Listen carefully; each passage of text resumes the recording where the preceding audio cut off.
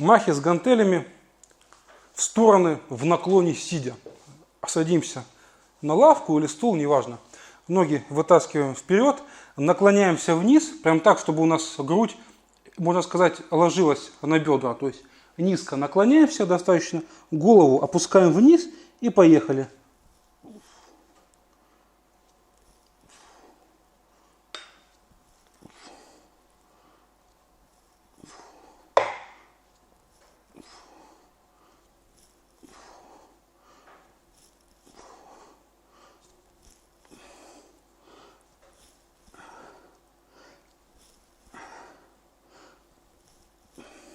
Значит, это упражнение, в принципе, является аналогом махов с гантелями в стороны в наклоне. То есть принцип тот же самый.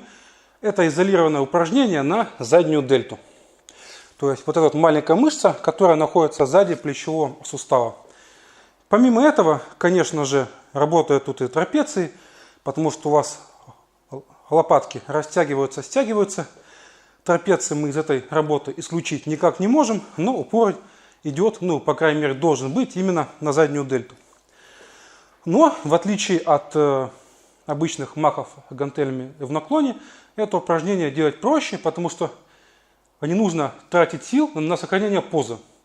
Если в махе гантелями в наклоне стоя, там работают и мышцы разгибателей спины, потому что нам сохранять позу нужно, и бедра, и ягодицы.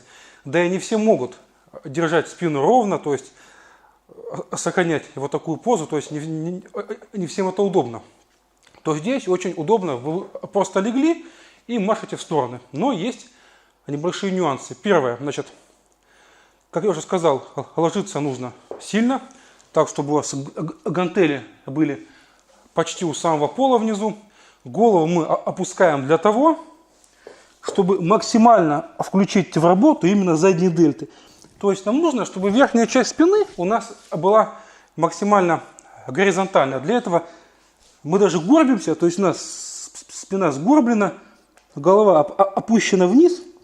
Если обычно во всех упражнениях все говорят, что нужно держать спину ровно, то здесь можно и нужно горбиться. Далее, локти у вас должны смотреть не назад, когда вы делаете взмах, а вверх. То есть вот вы делаете взмах, локоть смотрит в потолок, не назад, не сюда, а вот сюда. То есть локти выкручиваете вверх. Это все нужно для того, чтобы работала именно задняя дельта. Далее, ну, естественно, делайте по полной амплитуде, но раскачиваться не нужно. Веса здесь, естественно, берутся небольшие, ну, просто потому что задняя дельта мышца маленькая, если это упражнение изолировано, если вы будете стараться именно делать взмах задней дельты, то большие веса вы сделать в принципе тут не сможете.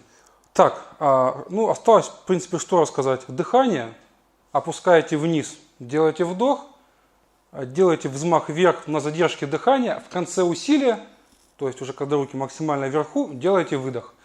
Кстати, можно делать небольшую паузу вверху, то есть здесь сделали взмах, буквально полсекунды пауза. Полсекунды пауза. Внизу, если у вас позволяет место, можно руки разворачивать. То есть вот вы развернули руки ладонями к себе, внизу, не вверху, а внизу. Когда делаете взмах, то разворачиваете руки ладонями назад, чтобы локти смотрели вверх. Просто у меня тут гантели достаточно длинные, и они между ногами и лавкой они влазили, поэтому я кисти не разворачивал. Ну а вообще так можно делать, на мой взгляд, даже так чуть-чуть эффективнее.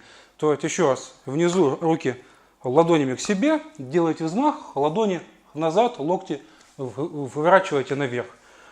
В принципе, на этом все. На связи был Тимко Илья, фитнес-проект «Твой тренер». Всем пока!